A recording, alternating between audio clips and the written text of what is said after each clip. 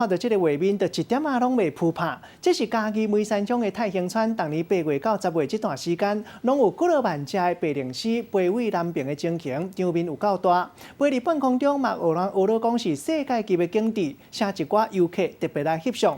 一天讲上济有7、8万只白灵狮飞过，数量有够多，场面嘛足铺排，互在地百姓学了讲是万路朝风。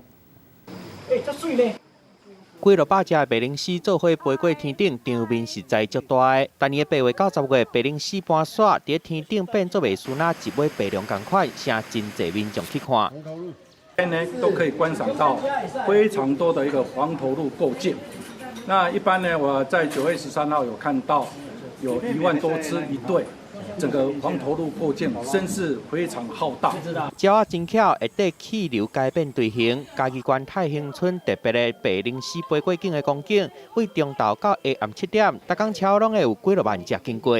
昨天跟前2天是真的万只，不过伫这2天来哇，唔捌这种状况。